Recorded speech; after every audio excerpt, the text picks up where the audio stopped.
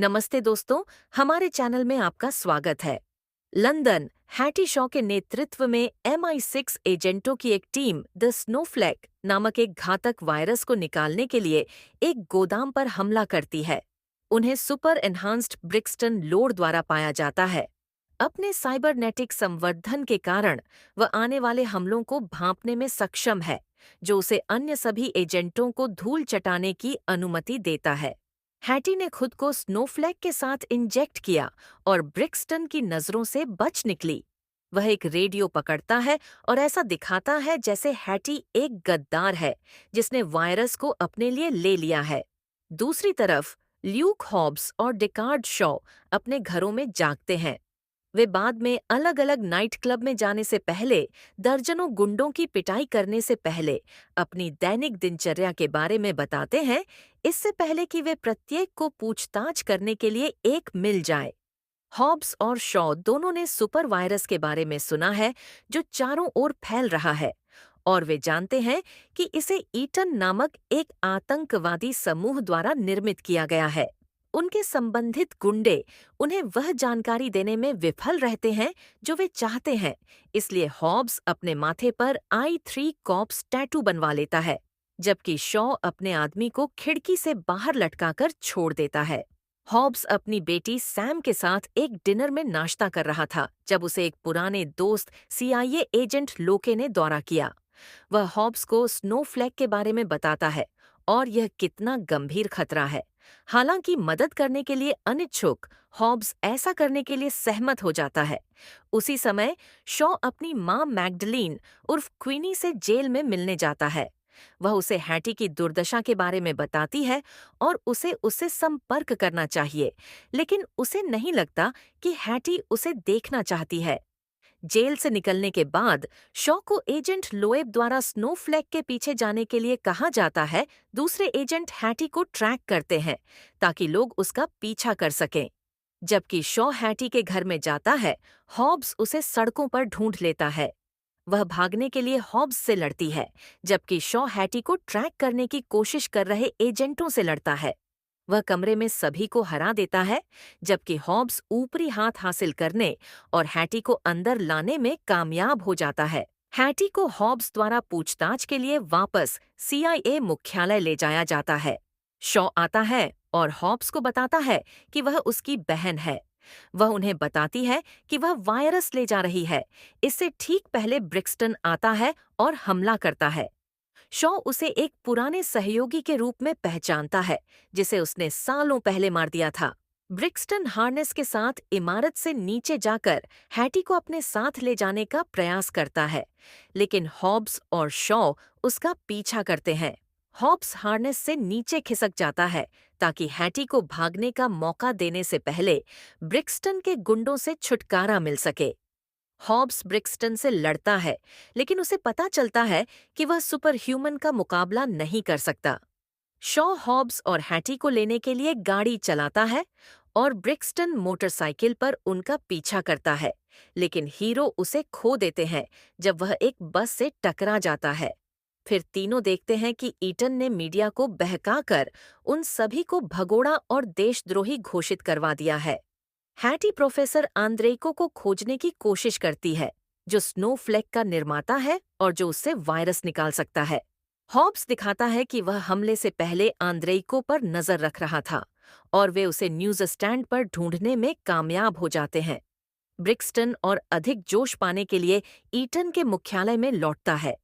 वह ईटन के रहस्यमय नेता से बात करता है, जो हॉब्स और शॉ दोनों के बारे में जानता है और चाहता है कि ब्रिक्सटन उन्हें ईटन में शामिल कर ले। तीनों आंद्रेइको से बात करते हैं, जो कहता है कि उसने ईटन के लिए स्नोफ्लेक विकसित किया था, लेकिन मानवता पर इसका इस्तेमाल करने और फिर ईटन द्वारा उन्हें ठीक करने के लिए मजबूर करने की उनकी योजना को समझने के बाद उसने उन्हें छोड़ दिया। वह उन्हें बताता है कि हैटी से इसे बाहर निकालने का एकमात्र तरीका उसे मारना या यूक्रेन में एक सुविधा के माध्यम से उससे इसे निकालना है। शॉ खुद को हैटी और हॉब्स को ट्रैक या पहचाने जाने से बचाने के लिए अपने कुछ गियर का उपयोग करता है। वे नकली नामों का उपयोग करके मास्को जाते हैं, हॉब्स को माइक ऑक्समॉल मिलता है और इसके लिए लगभग हिरासत में लिया जाता है। विमान में रहते हुए शॉ हॉब्स को हैटी से दूर रहने के लिए कहता है क्योंकि वह बता सकता है कि वह उससे आकर्षित है। हॉब्स शॉ को उसकी बहन के साथ संबंध बनाने की संभावना के बारे में चिढ़ाता है, लेकिन उनकी बहस से एयर मार्शल डिंकले जाग जाता है। उसे लगता है कि दोनों एक मिशन पर हैं और वह अपनी कार्रवाई की कमी पर विलाप करता है। जब भी उन्हें किसी चीज की जरूरत होती है तो डंकली उन्हें अपना कार्ड देता है। मॉस्को में तीनों शॉ की एक पुरानी प्रेमिका मार्गरीटा उर्फ मैडम एम से मिलने जाते हैं। वह उन्हें वह गियर देती है जिसकी उन्हें ईटन सुविधा पर हमला करने के लिए जरूरत होती है। मार्गरीटा फिर उन्हें सुविधा में ले जाती है जहां वह ऐसा दिखाती है कि वह हैटी को ब्रिक्सटन को सौंप रही है, जो आंद्रेइको से पूछताछ करने के बाद पहले से ही वहां मौजूद है। हॉब्स और शॉ जेट से उतरने के बाद जगह जगह छिपते हैं। वे हथियारबंद गुंडों का सामना करते हैं और अलग अलग हॉल में उन सभी को पीटना शुरू कर देते हैं। फिर वे बेहोश गुंडों का इस्तेमाल करके अंदर घुसते हैं, जहां उनका स्वागत दर्जनों हथियारबंद ईटन एजेंटों द्वारा किया जाता है। उन दोनों को पकड़ लिया जाता है और पूछताछ के लिए बिजली के तारों से बांध दिया जाता है। ब्रिक्सटन उन्हें ईटन में शामिल करने की कोशिश करता है और हर अतिरिक्त झटका उन्हें मारने के करीब ले जाता है। हैटी ब्रिक्सटन के पास चुपके से पहुंचती है और उसे लगभग मार देती है, लेकिन उसके हाथ में जो बंदूक है उसके लिए पहचान रीडर की जरूरत होती है। हॉब्स और शॉ मुक्त हो जाते हैं और अधिक गुंडों से लड़ते हैं और निष्कर्षण उपकरण को पुनः प्राप्त करने के बाद सुविधा को नष्ट कर देते हैं। दुर्भाग्य से ब्रिक्सटन आंद्रेको की गर्दन तोड़कर भाग जाता है और डिवाइस नष्ट हो जाती है। तब हॉब्स छिपने की जगह ढूंढता है। तीनों समोआ जाते हैं। हॉब्स का बचपन का घर जहां उसका बिछड़ा हुआ परिवार रहता है। वह अपनी मां सेफिना और भाइयों जोना, माटेओ, रोमन रेन्स, टिमो और काल के अलावा अपने 3 चचेरे भाइयों के पास लौटता है।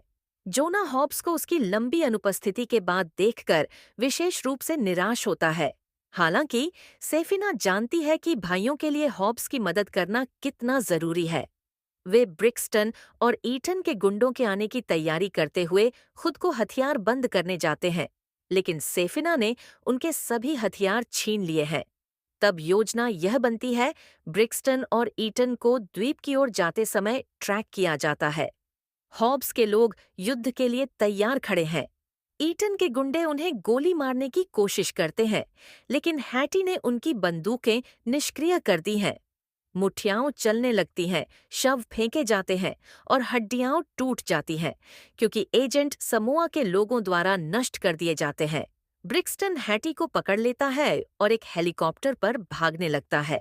हॉब्स और शॉ साथ में सवारी करते हैं, जबकि जोना और अन्य लोग उनका पीछा करते हैं। वे अपने वाहनों को एक ट्रेन की तरह एक साथ जोड़ते हैं, क्योंकि हॉब्स इसे नीचे लाने के लिए हेलीकॉप्टर पर एक हुक फेंकता है। हेलीकॉप्टर नीचे गिर जाता है।